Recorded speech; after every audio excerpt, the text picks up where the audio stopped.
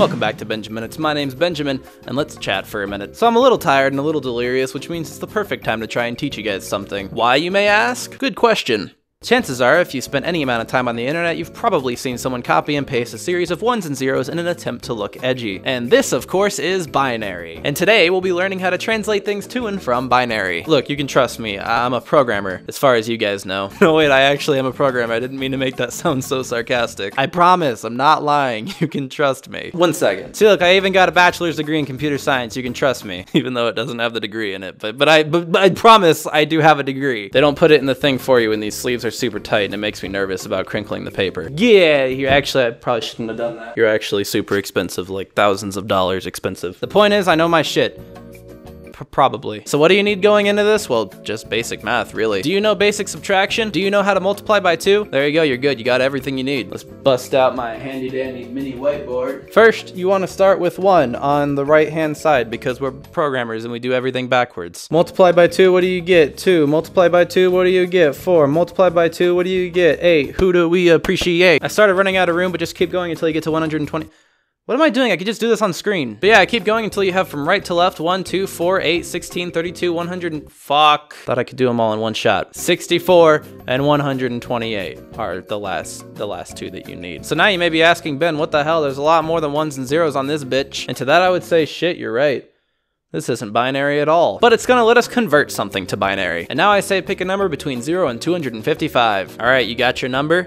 Here, I'm gonna guess it. It's 69. What, you weren't thinking of 69? Now you are. So now you're just gonna ask yourself, is the number bigger than the numbers here from left to right? Is it bigger than 128? Fuck no, put a 0 under that son bitch. Is it bigger than 64? Fuck yes, put a 1 under that son bitch. And now we subtract 64 from 69, leaving us with 5, which is our new number. 5 isn't bigger than 32, 16, or 8, so we put zeros under all of those. It is bigger than 4 though, so put a 1 under the 4 and subtract that 4 from our 5. We're left with 1, which isn't greater than 2, but it is greater than 1. Wait, it's greater than or equal to 1. Fuck. You're supposed to compare greater than or equal to, not greater than. You know, fuck it. It's like long division. Point is, here's our new binary number. We did it. We got to the end. And obviously, you can use this same system to convert binary numbers back to decimal numbers. So there you go. That's how binary works. Why am I doing a video on this? It's not even funny. I'm sure at this point, someone has tested this in a binary translator, and now they're in the comments saying, Ben, you're a fucking dumbass. And to that, I would say, shit, you're right.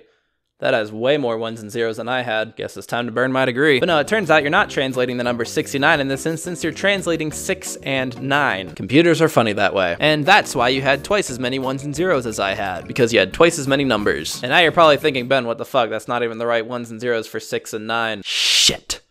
You're right, I never thought of that. Now it's time to burn my degree. No, now it's time I introduce you to the final step, the ASCII table. I put it here. Put it on my face. You can kind of just Google ASCII table and this will be the first result. It turns out when you were translating 6 and 9, you weren't actually translating 6 and 9. You were actually translating 54 and 57, which are the decimal values for 6 and 9. Because computers have to use numbers for everything, including letters and numbers.